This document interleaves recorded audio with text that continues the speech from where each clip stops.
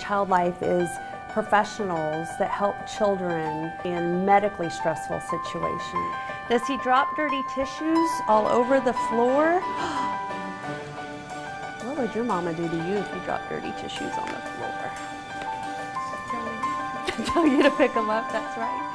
As adults, we know it can be scary to be in a situation at the doctor's office or hospital that we're not used to being in, and we probably don't feel real well either, and it's a totally new situation for us.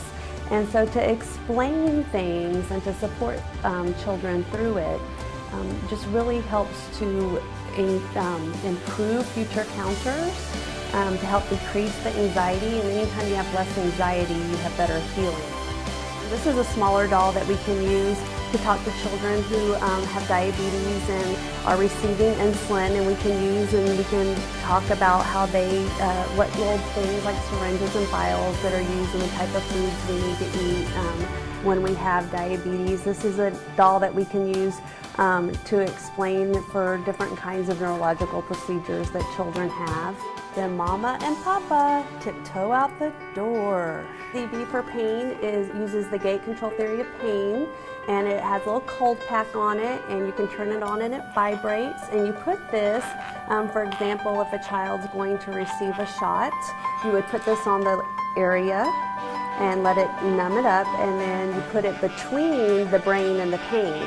So then it can be moved up and held there or strapped on there, and it helps to decrease the sensation of pain. And then in coordination with this, we would be using distraction techniques, such as blowing bubbles, looking at cards, talking about what kinds of stars are on here, and that helps decrease their pain and anxiety through the procedure. Long before a child can actually speak to us, they understand what we're saying to them, and especially the intention and the emotion in our voice.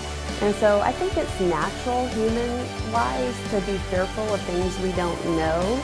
Remember the person who set me down with a doll and who said, this is what we're going to do today. And I had already had that procedure before, but I'd never had that explanation before to understand and have that person explained to me what was going to happen and why it was going to happen. And that made a huge difference for me when I understood why it was necessary. And so having the education, having somebody to lead the way in these techniques, to show you, to give you some confidence in how to talk a child through a procedure, what's the right language, because the word that you and I would use for something may sound really scary to a shot. For example, ICU, if we said we're going to ICU, a child might interpret that as, well, yes, I see you, not understanding that as a place in the hospital.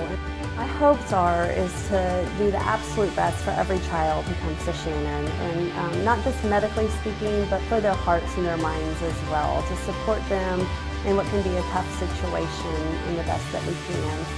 Children's Miracle Network has afforded us that education. They've afforded us equipment to provide education, such as dolls, books, and different toys and bubbles. And for our pediatric unit, we hope other units throughout the hospital and the clinic setting to support the children and their families. Oh, did you see that one? It almost went on there.